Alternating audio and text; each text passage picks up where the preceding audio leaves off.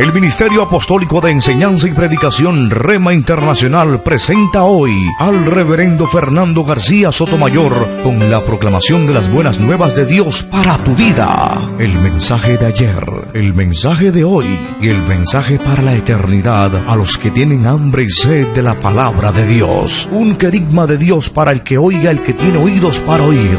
Escuche el dabar del Eterno a las naciones. Ahora es el tiempo para recibir el rema del Espíritu Santo a tu espíritu. Escuchemos con fe la memra del Señor para el alma.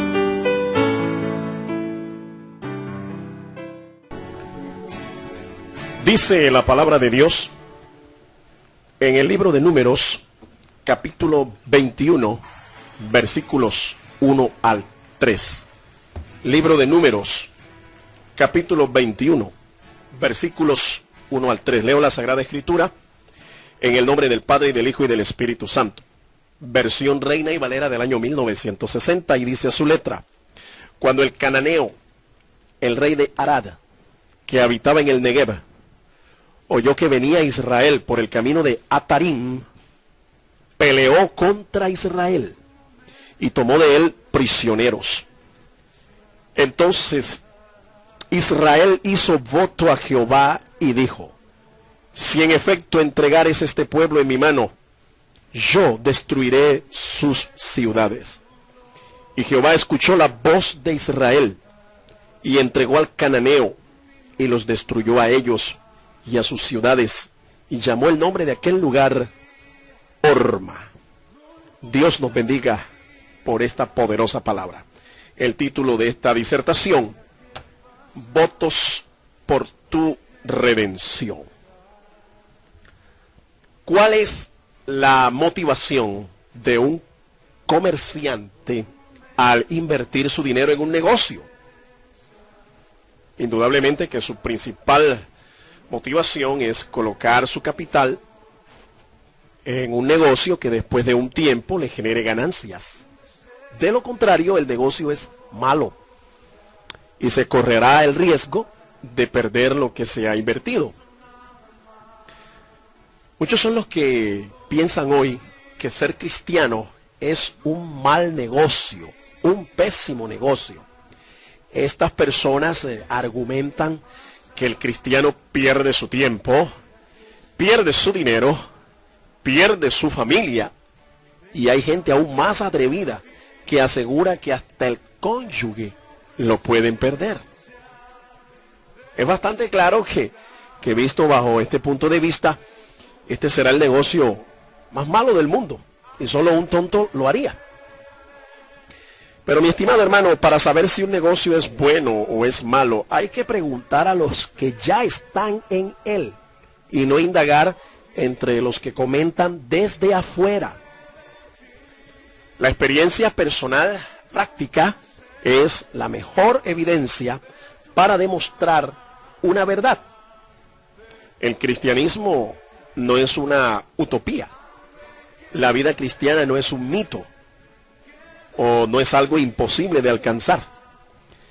Así es que cristianismo significa experiencia, vivencia, y para saber si es un mal o un buen negocio el ser cristiano, el practicar el cristianismo, usted tiene que preguntar a los que están dentro y vivir por usted mismo la experiencia. La Biblia es un libro lleno de ofertas de Dios para el hombre. Estas ofertas les podemos llamar promesas, y cada una de ellas es un buen negocio. Mete esas palabras entre comillas. Cada promesa es un buen negocio si se aceptan sus condiciones sin prejuicios. En la Biblia hay más de 8,000 promesas, pero escúcheme, cada promesa está condicionada.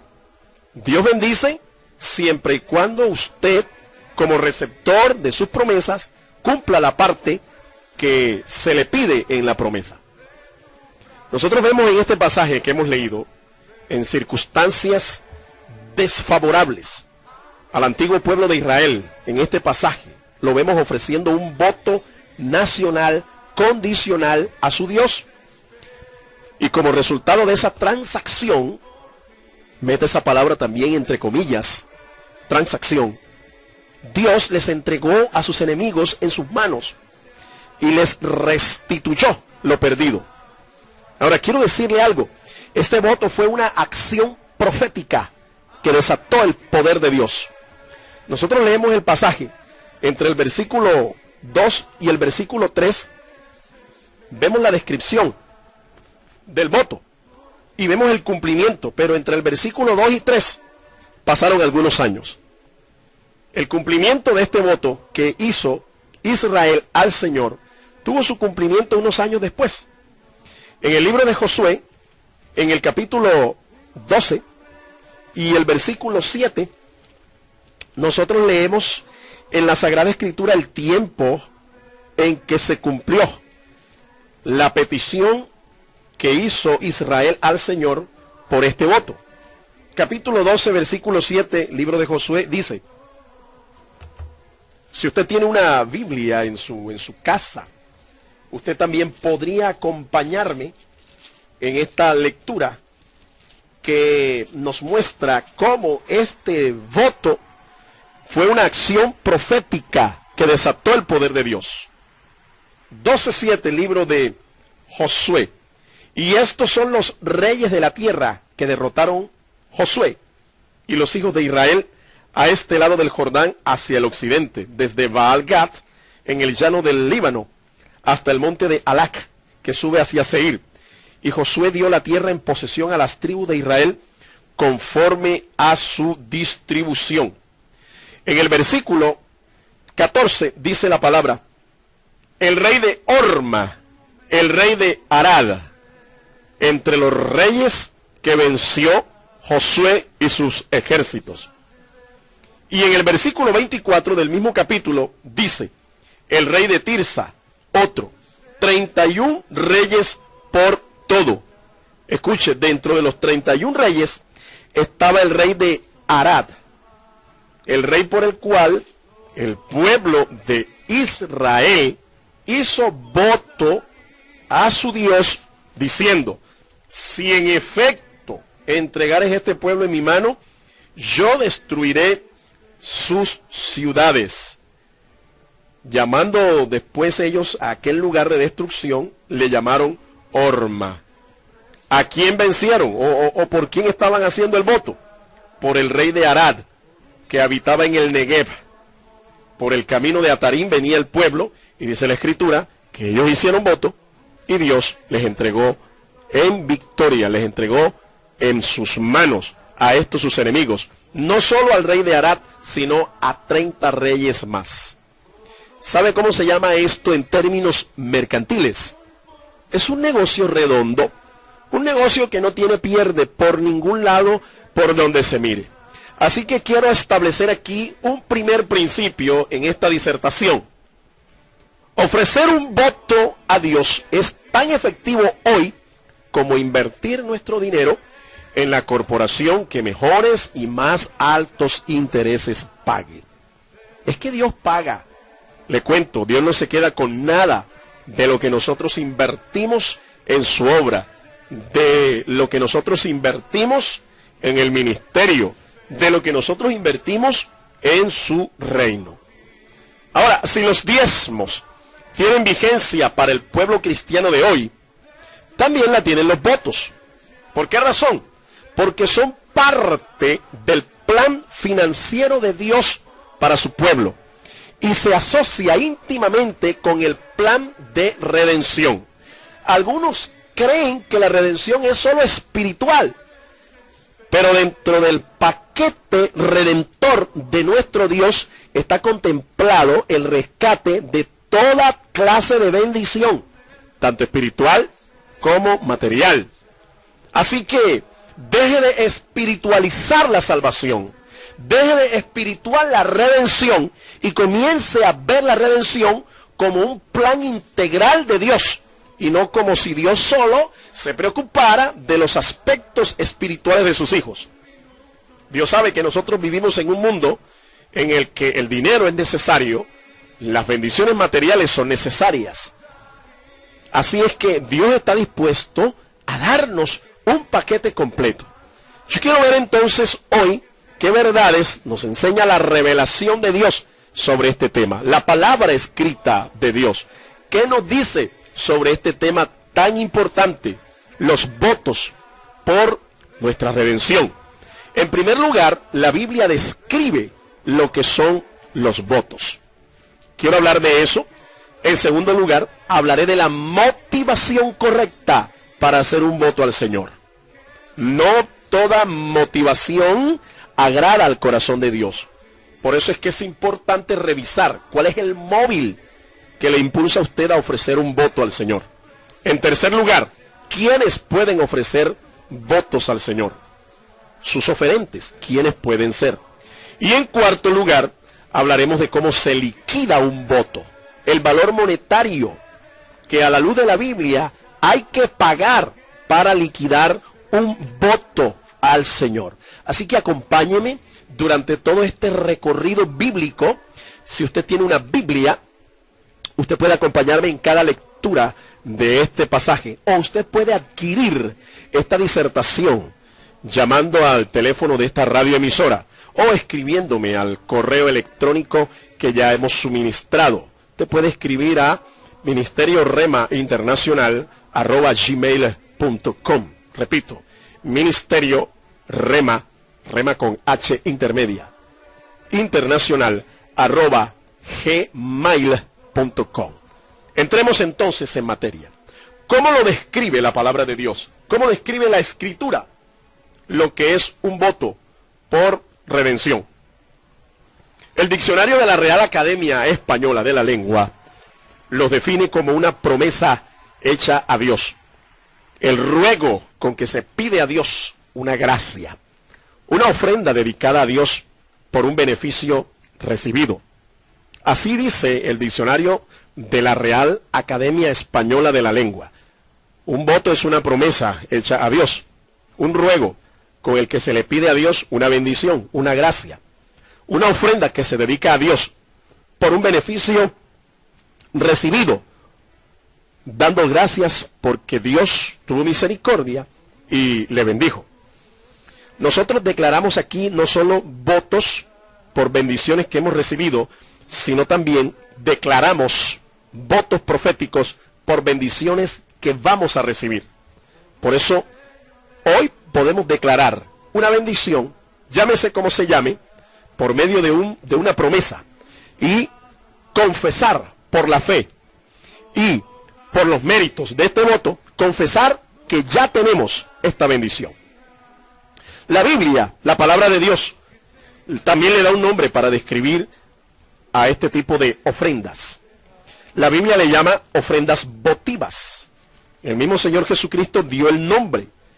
En el Evangelio de Lucas, en el capítulo 21 y el versículo 5, la Biblia nos dice que los discípulos estaban allí reunidos frente a la ciudadela en donde estaba el templo de Jerusalén, el orgullo de la fe judía, el templo y los edificios que rodeaban el templo. Y dice en el versículo 5 del capítulo 21 de San Lucas: y a unos que hablaban de que el templo estaba adornado de hermosas piedras y ofrendas votivas, dijo: estas son palabras de nuestro Señor Jesucristo. Inmediatamente Jesús se refirió a el momento en el cual el templo de Jerusalén sería destruido. En el versículo 6 dice: en cuanto a estas cosas que veis, días vendrán que no quedará piedra sobre piedra que no sea destruida. En este versículo el Señor está profetizando la destrucción del templo, pero dijo que el templo de Jerusalén estaba adornado de dos cosas. Uno, de hermosas piedras, y también dice el Señor de ofrendas votivas. Ofrendas votivas, eso es lo que es un voto, una ofrenda votiva, según Lucas 21:5. ¿Cuál es la diferencia de este tipo de ofrendas de otras ofrendas que se llevan al altar del Señor? La diferencia es que estas ofrendas eran dedicadas a dos causas específicas. La primera, para el mantenimiento del templo. La Biblia le llama a este tipo de ofrenda corbán. Éxodo capítulo 30, versículos 11 al 16, nos describe qué era el corbán. Repito, una ofrenda dedicada al mantenimiento del templo, una ofrenda votiva. Escuchemos lo que dice Éxodo 30, del 11 al 16. Habló también Jehová a Moisés y le dijo: cuando hagas un censo de los hijos de Israel conforme a su número, cada uno dará a Jehová el rescate de su persona al ser empadronado, para que no haya entre ellos mortandad a causa del censo. Esto dará todo aquel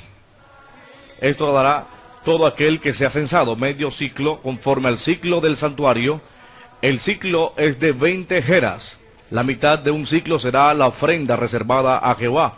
Todo el que sea censado de 20 años para arriba dará la ofrenda a Jehová. Ni el rico dará más, ni el pobre dará menos del medio ciclo, cuando den la ofrenda a Jehová para hacer expiación por vuestras personas. Tomarás de los hijos de Israel el dinero de las expiaciones y lo darás para el servicio del tabernáculo de reunión, y será como un memorial para los hijos de Israel delante de Jehová, para hacer expiación por vuestras personas. El pasaje textualmente dice que era dado para el servicio del tabernáculo de reunión. Ahora, en el libro de Marcos, en el Evangelio de Marcos, capítulo 7, versículo 11, el Señor allí usa una palabra aramea para describir el nombre de esta ofrenda. Una ofrenda que era dedicada para el mantenimiento del templo. Marcos capítulo 7, versículo 11. Pero vosotros decís: basta que diga un hombre al padre o a la madre, es corbán, ofrecidos a Dios no se podían, es corbán, palabra hebrea que significa ofrenda. De acuerdo con número 32, los bienes ofrecidos a Dios no se podían usar para otro fin, según la interpretación rabínica, ni siquiera para ayudar a los padres. Esa fue la costumbre o la tradición que Jesús condenó. El nombre de la ofrenda es corbán. Más exactamente, la palabra corbán es de un dialecto más antiguo del hebreo, un dialecto arameo, la palabra corbán. Aquí lo importante es saber y determinar que esta ofrenda era para el mantenimiento del templo. Ahora, no solamente era el mantenimiento del templo, sino aún del mismo sacerdocio.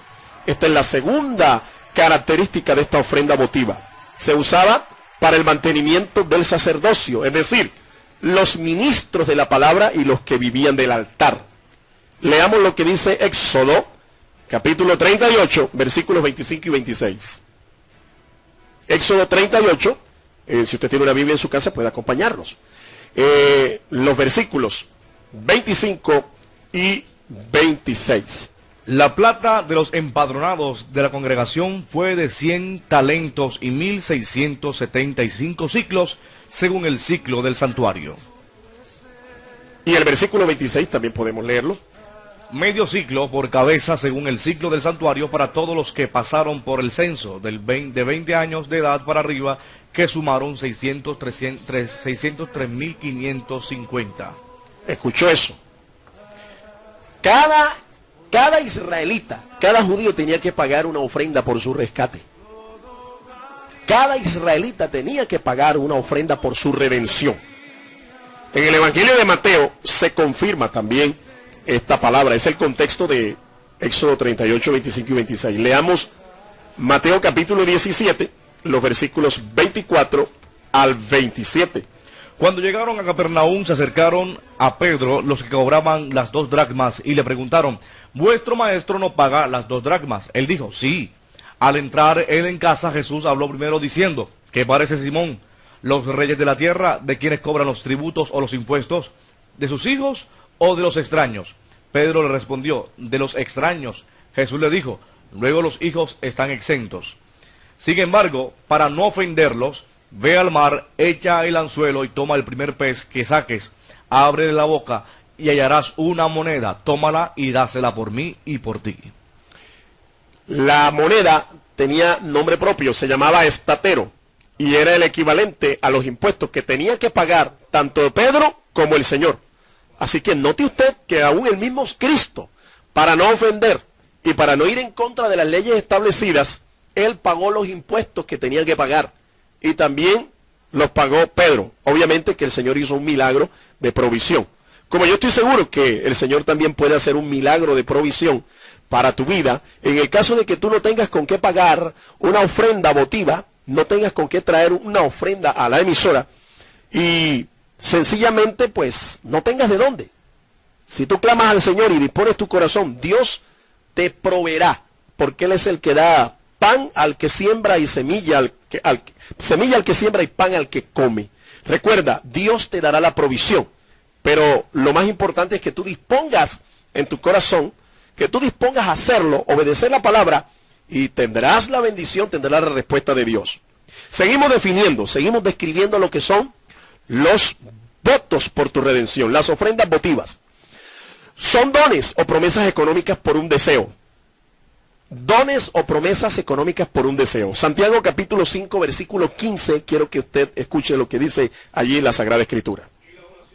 Y la oración de fe salvará al enfermo, y el Señor lo levantará. Si ha cometido pecados, le serán perdonados. En este pasaje, nosotros no podemos ver algo que solamente se vería cuando usted lee el texto del Nuevo Testamento, el texto de Santiago 5.15, en griego koiné. El griego koiné es el idioma en el que se escribió el Nuevo Testamento. Y la traducción que nosotros tenemos aquí no nos deja ver literalmente la expresión o palabra que se usó cuando se tradujo este pasaje del griego koiné.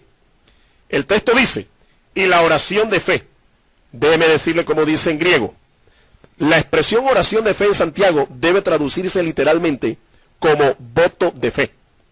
Voto de fe. Así que leeríamos así. Y el voto de fe salvará al enfermo.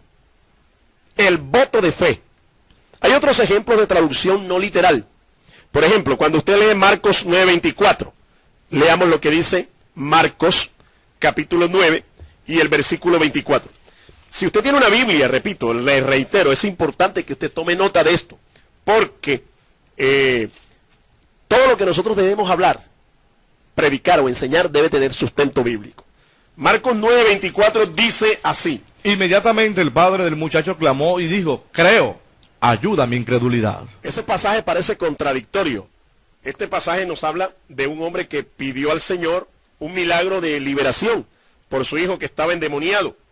Pero en el pasaje hay una aparente contradicción. Digo que es aparente porque cuando usted mira el texto en griego no encuentra la contradicción.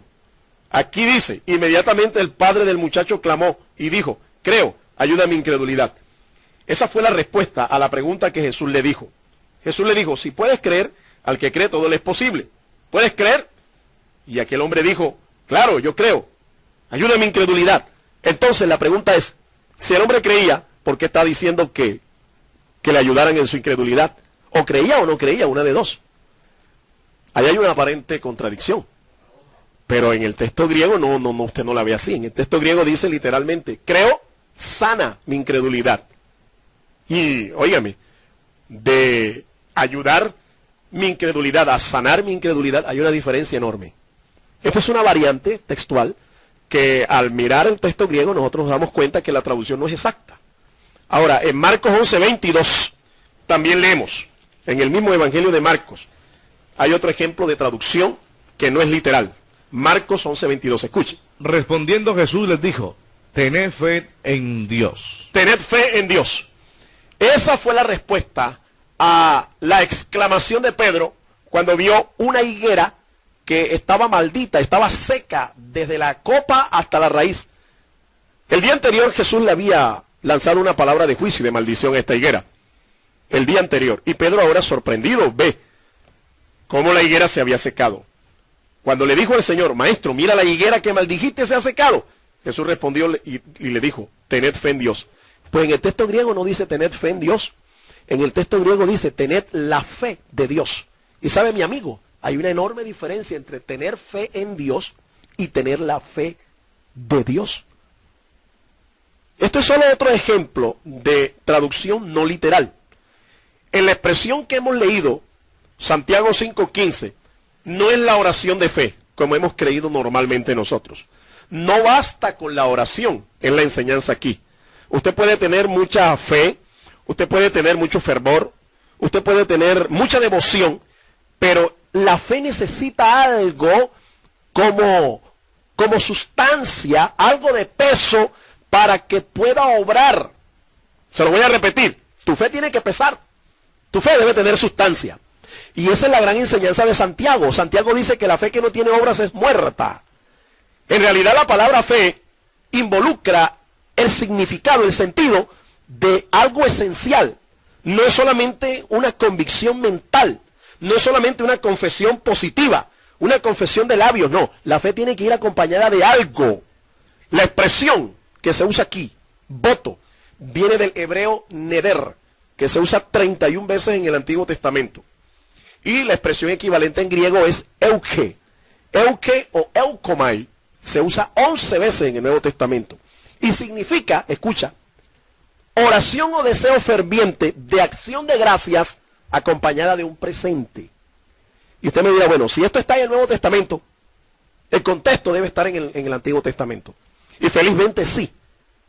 Es que en verdad la Biblia es la palabra de Dios. Y nosotros vemos que cada pasaje debe ir acompañado de un contexto. Para no inventar aquí pretextos, mi amado hermano, ni tener que manipular la Escritura. Para que usted aprenda a declarar su bendición, pero acompañada de una ofrenda votiva. En el libro de Job, en el capítulo 42, los versículos 7 al 9, nosotros vemos allí un incidente muy interesante que nos ilustra que no bastaba la oración. Tenía que ir acompañada una oración intercesora por perdón de un pecado, tenía que ir acompañada de una ofrenda. ¿Usted se acuerda de aquellos amigos que Job tenía, que en medio de su desgracia, en vez de bendecirlo, de consolarlo, lo que hicieron fue decirle, Job, tú estás así es porque tú eres un malo, tú eres un pecador, tú eres un impío?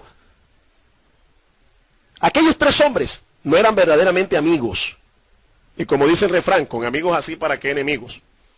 Al final, cuando Job es redarguido, enseñado, instruido por el Señor, por el mismo Señor, Dios le da una orden a Job. Y también le da una orden a estos tres consejeros de mala muerte, para que fueran donde Job, siguieran estas instrucciones y ellos pudieran alcanzar el perdón de Dios. Escuchen, Job capítulo 42, versículos 7 al 9. Aconteció que después que habló Jehová estas palabras a Job, Jehová dijo a Elifaz, el temanita, mi ira se ha encendido contra ti y tus dos compañeros, porque no habéis hablado de mí lo recto como mi siervo Job. Ahora pues, tomad 7 becerros y 7 carneros, id a mi siervo Job y ofreced holocaustos por vosotros. Mi siervo Job orará por vosotros, y yo de cierto lo atenderé, para no trataros como con afrenta, por no haber hablado de mí con rectitud como mi siervo Job. Fueron pues Elifaz, el temanita, Bildad, el suita, y Sofar, el naamatita, e hicieron como Jehová les había dicho, y Jehová aceptó la oración de Job. ¿Sí se da cuenta? Job tenía que orar para que Dios no tratara con juicio, con afrenta a estos hombres, que habían pecado contra Job y habían pecado contra Dios. Pero la oración de Job no solamente bastaba para ser oída. Ellos tuvieron que tomar una ofrenda, y el pasaje es específico. 7 becerros, 7 carneros, y con 7 becerros y 7 carneros tenían que ir a Job con esa ofrenda. En otras palabras, tuvieron que meterse la mano al drill, tuvieron que comprar unos animales. La palabra aquí es simbólica. 7 es un número simbólico que nos habla de plenitud, que nos habla de perfección. Era una ofrenda perfecta, una ofrenda plena. 7 becerros, 7 carneros. ¿Para hacer qué? Expiación. Para encontrar perdón, para encontrar misericordia, para hallar gracia delante de Dios y que Dios no los matara. Note usted que el contexto es exactamente el mismo que se usa acá en Santiago.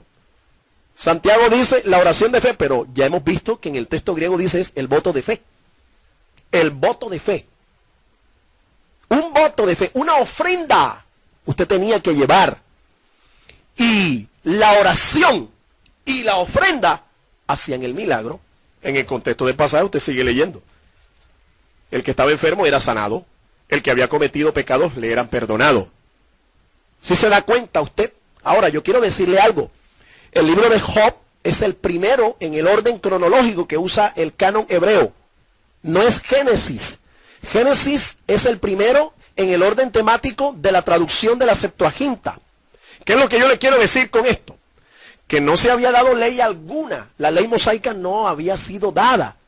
Como para que usted diga, no, es que eso era de acuerdo a la ley. No, Job no vivía bajo ninguna ley. Job era un idumeo. Job era un edomita, un gentil. Y sin embargo, ya Dios está estableciendo aquí, en su palabra, la forma cómo se podía hallar redención, cómo se podía hacer rescate, cómo se podía alcanzar misericordia, cómo se podía alcanzar gracia. Ya Dios lo está diciendo aquí, desde el principio. Un voto puede constituirlo entonces un adorno para el templo, como Jesús lo dijo. Un adorno puede ser un florero, un cuadro, una silla, etc.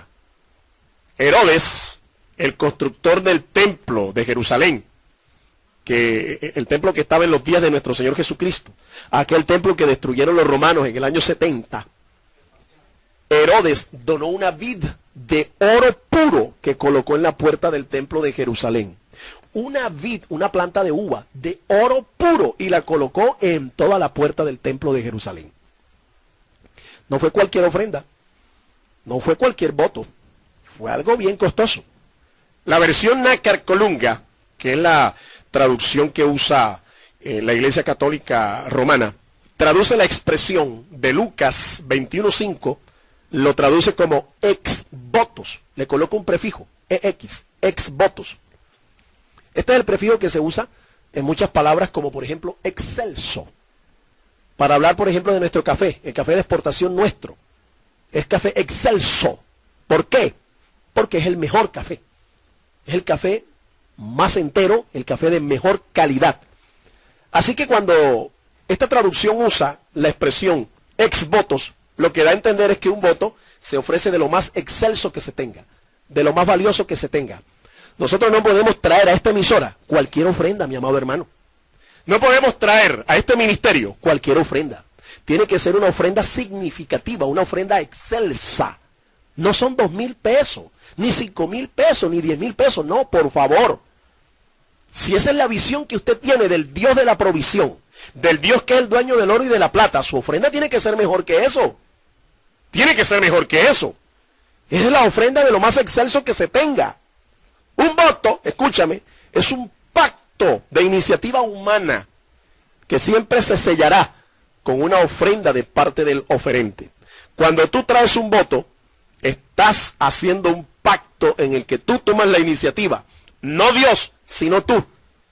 Y Pablo habla de este tipo de pactos en donde el hombre es el que toma la iniciativa. En Gálatas capítulo 3 y el versículo número 15, el apóstol habla de este tipo de pactos. Hermanos, hablo en términos humanos. Un pacto, aunque sea hecho por un hombre, una vez ratificado, nadie lo invalida ni le añade. Pablo habla de que hay pactos en donde la iniciativa la toma el hombre. Hay pactos teológicos en donde la iniciativa la tomó Dios. La Biblia registra 8 pactos en donde Dios tomó la iniciativa. 2 con Adán, uno antes y uno después de la caída. Uno con Noé, uno con Abraham, uno con Moisés, uno con el pueblo de Israel, uno con David, y el glorioso nuevo pacto que hizo el Señor y que selló el Señor Jesucristo con su propia vida. ¿Se acuerda usted del pasaje donde en la última cena, la cena pascual con sus discípulos, Jesús tomó la copa y dijo, ¿esta copa es qué? El nuevo pacto en mi sangre. 8 pactos de iniciativa divina. A eso se le llaman pactos teológicos. Pero de los pactos de los cuales estamos hablando, no es Dios el que toma la iniciativa. Es usted el que toma la iniciativa. Mediante una promesa, mediante una ofrenda que sella ese pacto de iniciativa humana.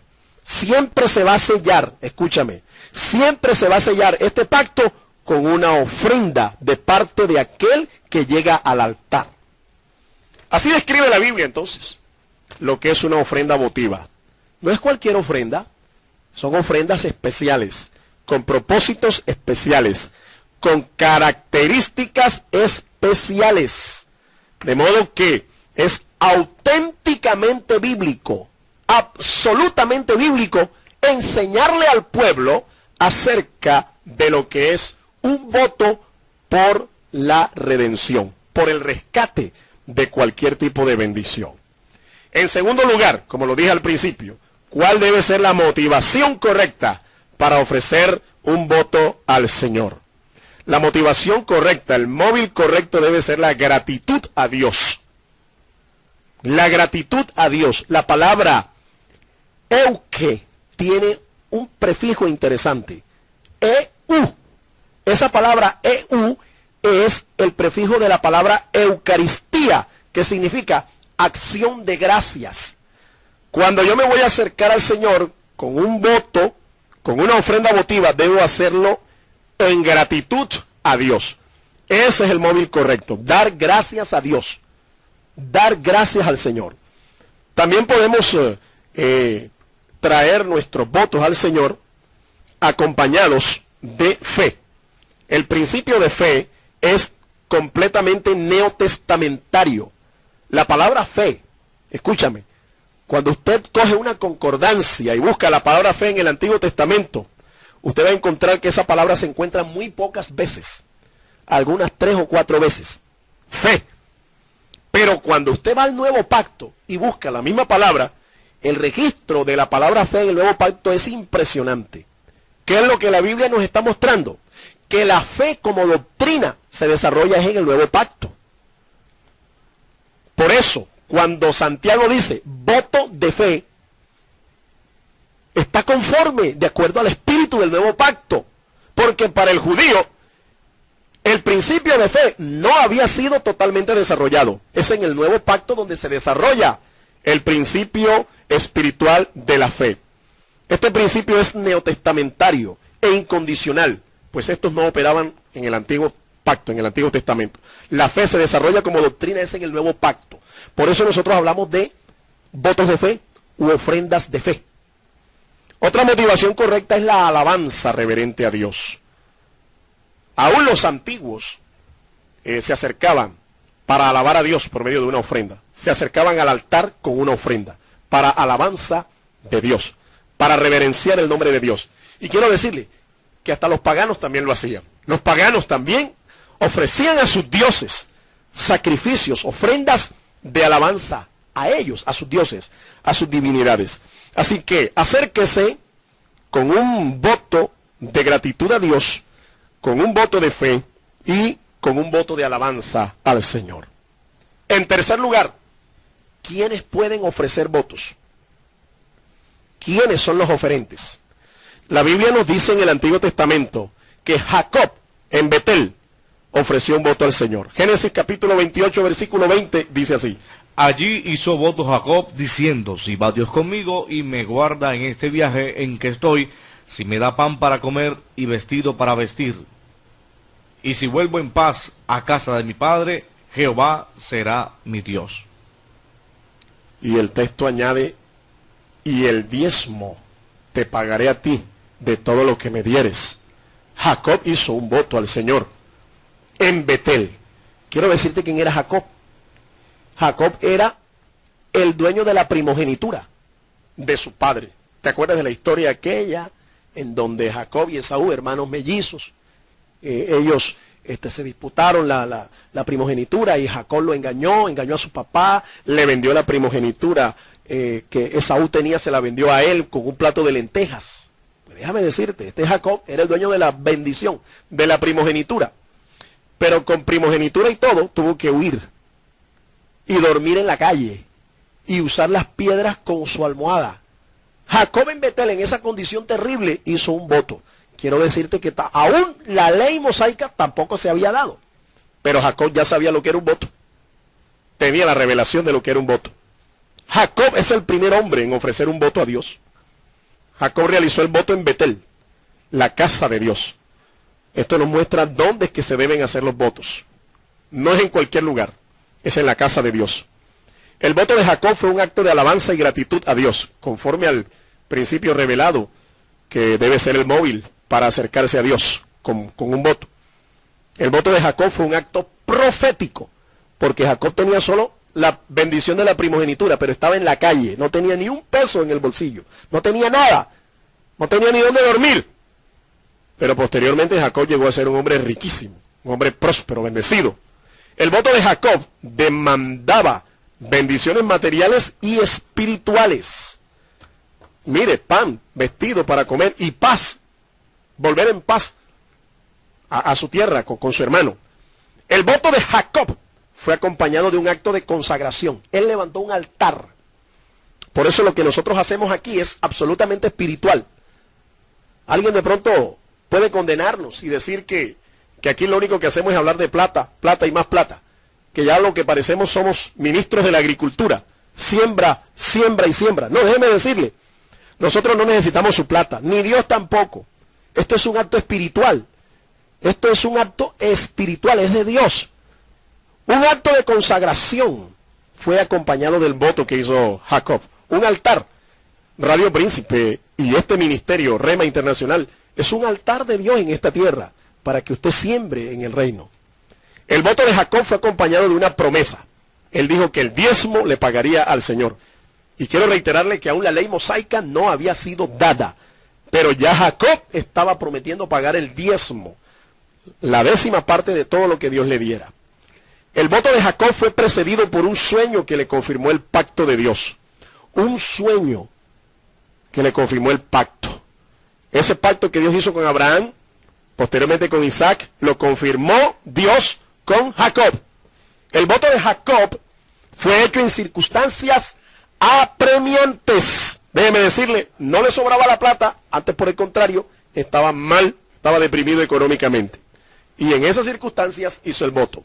El voto de Jacob fue un acto de fe porque no tenía nada, pero Dios le proveyó todo lo que él pactó mediante este voto.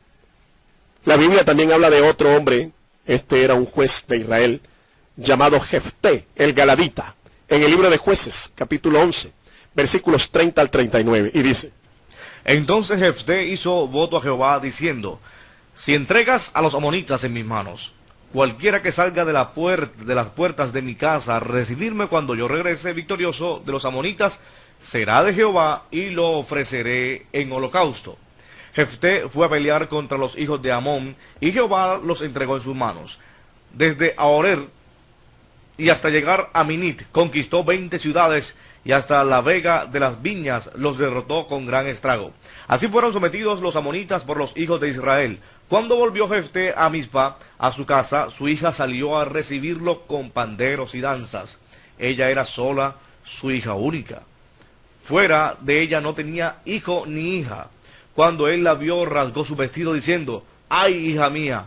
En verdad, ¿qué me has afligido? Y tú misma has venido a ser causa de mi dolor, porque le he dado mi palabra a Jehová, y no podré retractarme. Ella entonces le respondió: Padre mío, si le has dado tu palabra a Jehová, haz conmigo conforme a lo que prometiste, ya que Jehová te ha permitido vengarte de tus enemigos, los hijos de Amón. Y añadió: concédeme esto, déjame que por 2 meses vaya y descienda por los montes a llorar mi virginidad junto con mis compañeras. Jefté le respondió: ve. La dejó por 2 meses. Fue con sus compañeras y lloró su virginidad por los montes. Pasados los 2 meses volvió a su padre, quien cumplió el voto que le había hecho. La hija de Jefté nunca conoció varón. El voto de Jefté fue precedido de una visitación del Espíritu.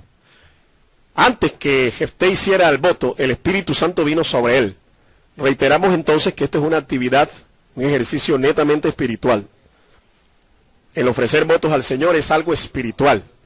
El voto de Jefté era por la victoria sobre sus enemigos, los amonitas que oprimían a Israel. Ahora la pregunta es, ¿este voto que Jefté realizó constituyó un holocausto, es decir, un sacrificio cruento o incruento? Para ser más claro, ¿ofreció o no ofreció Jefté en sacrificio a su hija para cumplir la promesa hecha al Señor? Muchos eruditos dicen que sí, otros dicen que no. Yo creo que no ofreció a su hija. No fue un sacrificio cruento, un sacrificio de sangre. Fue un sacrificio incruento. Lo que pasa es que Jefté desconocía muchos aspectos de la ley. Cuando él dice que no se podía retractar, no era correcto. él sí podía retractarse. Él podía pagar una suma, una caución, para retractarse de ese voto, y entonces era libre del voto, era libre de la promesa. Más bien el voto de Jefté fue el obligar a su hija a permanecer virgen o casta perpetuamente. Por eso estoy de acuerdo con los teólogos, los eruditos, que dicen que fue la virginidad de la hija. El constituir a su hija virgen para siempre, no permitir que se casara con ningún varón. La Biblia también habla de Ana y su familia, la que fue madre del profeta Samuel, quien ofreció voto al Señor. Solamente voy a decir el pasaje. Primer libro de Samuel, capítulo 1, versículos 10 y 11, y también el versículo 21. Ese pasaje nos registra que Ana no tenía hijos, no tenía familia, era estéril, pero hizo un voto al Señor en amargura y en lloro en la casa de Dios. El voto de Ana demandaba un hijo porque era estéril, y consistió en consagrar a su hijo como un nazareo. Y efectivamente, un año después, Dios le concedió el deseo de su corazón. El voto de Ana fue acompañado de adoración y alabanza. Se cumplió un año después, pero fue acompañado de una ofrenda. En el pasaje, ahí en el primer libro del profeta Samuel, nosotros vemos que ella pagó la ofrenda que tenía que pagar por el rescate de su hija, de su afrenta. No tenía hijo y ella ofreció un voto por tener un hijo. Así que el voto de Ana redimió su vergüenza y Dios le bendijo aún más de lo que ella esperaba, porque fue bendecida. La que no tenía hijos fue bendecida con 3 hijos y 2 hijas más. Ella le sembró uno al Señor y una ofrenda, y Dios le devolvió 5 hijos en total. Es que Dios nunca se queda con lo que tú siembras en Él. Cuando Dios te llama a sembrar, cuando Dios te llama a que tú inviertas en su reino, es porque Él te quiere bendecir. Recibe esa palabra. Absalón, el hijo favorito del rey David, también ofreció un voto al Señor. Segundo libro de Samuel, capítulo 15, versículos 7 y 8. El voto de Absalón fue por la benevolencia de su padre y su retorno del exilio. Y se cumplió 3 años después. Absalón había sido exiliado porque mató a un medio hermano de él.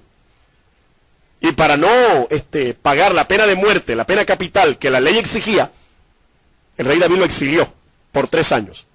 Pero Absalón pagó una ofrenda al Señor, un voto, y fue restituido otra vez a su tierra, fue restituido otra vez a su gente, a su familia. El voto de Absalón fue acompañado de una incorrecta motivación. ¿Por qué? Porque posteriormente Absalón se rebeló contra su padre David y quiso arrebatarle el trono a su propio padre. Sin embargo, Dios le respondió el voto, la petición que le hizo al rey David. Dios se le respondió. David, el mismo rey de Israel, también ofreció votos. El rey David pagaba sus votos a Dios delante de la congregación. No lo hacía en oculto, lo hacía públicamente, como lo hacemos aquí ahora nosotros, como lo hacen muchos de nuestros oyentes en el mundo entero. El rey David pagaba votos con frecuencia. Por eso hacemos más de una radiotón en el año. Por eso abrimos el altar más de una vez en el año, porque esto debía hacerse con frecuencia, conforme lo hacía David.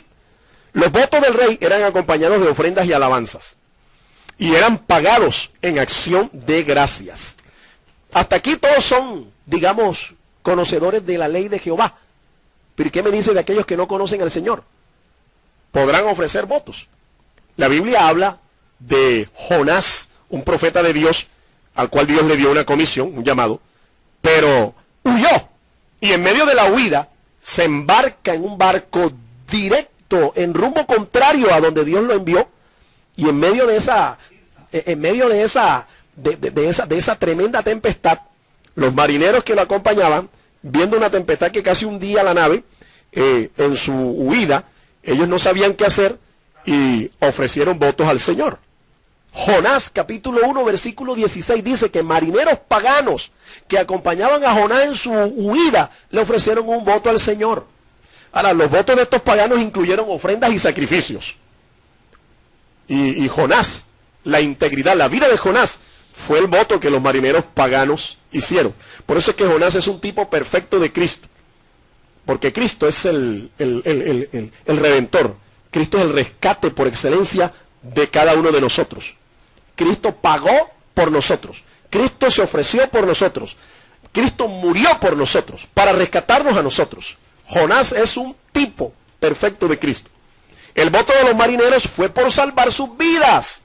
Salvar su vida, rescatar su vida. Eso es lo que se llama teológicamente redención. Así que estos paganos también obtuvieron respuesta. Los egipcios, un pueblo pagano, durante el milenio, las escrituras dicen que también pagarán sus votos y lo cumplirán. Y de pronto alguien dice, bueno, pero todo eso fue en el Antiguo Testamento, en el Nuevo Testamento no hay ni uno. No se equivoque. José y María, los padres de Jesús, pagaron un voto en el templo de Jerusalén. Lucas capítulo 2, versículos 21 al 24, así lo registra. Lucas 2, 21 al 24. Ellos ofrecieron un voto y fue el voto de los pobres. No tenían mucha solvencia económica. Y según Levítico 12, 6 al 8 y en Levítico 27, 8, había una provisión ahí en la ley para aquellos que no tenían mucha solvencia económica para ofrecer el voto por la redención. Y ese fue el voto que ellos pagaron. El voto que pagaron fue por el rescate de su primogénito y el ministerio que él iba a desarrollar aquí en la tierra. María sabía cuál era el ministerio de Jesús. Ella lo sabía porque el ángel se lo había dicho. Cuando ella concibió del Espíritu Santo, un ángel se le apareció y le dijo cuál iba a ser el ministerio de ese santo varón que estaba siendo engendrado ahí en su vientre. Cristo cumplió el voto del nazareo espiritualmente, porque la palabra nazareo significa uno que se separa o se consagra para Dios. Toda la escritura que nos habla del voto del nazareo está en Números capítulo 6. Ahí está. Entonces no solo es María y José, el mismo Cristo. El apóstol Pablo también pagó por lo menos 2 votos en su vida cristiana. En Hechos capítulo 18 y el versículo 18, ahí está registrado. Y en Hechos capítulo 21, versículos 23 y 24. Así es que el pagar un voto a Dios es una práctica que hace parte de nuestra libertad en Jesucristo. No solo es una costumbre judía, es una costumbre que aún los cristianos pueden ejercer, porque es parte de nuestra libertad en Cristo. El pueblo de Dios puede ofrecer votos a Dios.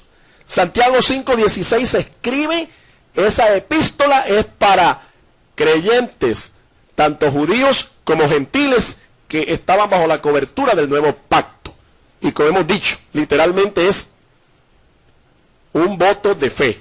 Santiago 5:16, 5:15 y 16. En la epístola de Juan, la tercera epístola de Juan, el versículo 2, Juan dice, amado, yo deseo que tú seas prosperado en todas las cosas y que tengas salud, así como prospera tu alma. Lo que Juan está diciéndole allí a su discípulo Gallo es lo siguiente, literalmente, Juan lo que dice es, hago votos, ¿sí? No oro sencillamente, sino hago votos, y ya usted sabe que hacer votos constituía el pago de una ofrenda. Literalmente es, yo hago votos para que tú seas prosperado en todas las cosas y para que tengas salud, así como prospera tu alma. Ahora viene la pregunta del millón. ¿Y cuánto yo debo pagar por rescatar una bendición? Este es el valor monetario de un voto. Se liquidan conforme a lo que dice la Biblia, no al pretexto o pretensión u ocurrencia de cualquier ministro, pastor o predicador por allí. No es de cualquier manera ni es cualquier cantidad. La Biblia es específica. En el libro de Levítico capítulo 27 allí está. Y con esto yo voy a cerrar porque lastimosamente el tiempo, nuestro peor enemigo, ya nos está diciendo que tenemos que terminar. Pero en nuestra próxima emisión, el próximo sábado, estaré hablándole de cuánto es el valor por el cual se debe liquidar un voto y por qué bendiciones específicas. ¿Por qué tipo de bendiciones? Estamos hablando de redención, estamos hablando de rescate, estamos hablando de finanzas, estamos hablando de cómo abrir la llave para declarar hoy por fe lo que es mi bendición, lo que Dios ha declarado para mí, lo que Dios ha dicho que es para nosotros, sus hijos. Dios le continúe bendiciendo. El Ministerio Apostólico Rema Internacional pone a disposición esta predicación. Ofrecemos ministración a simposios, seminarios, campañas evangelísticas, educación globalizada sana y de carácter interdenominacional. Escríbanos a ministerioremainternacional@gmail.com o llámenos al celular 316-270-7181.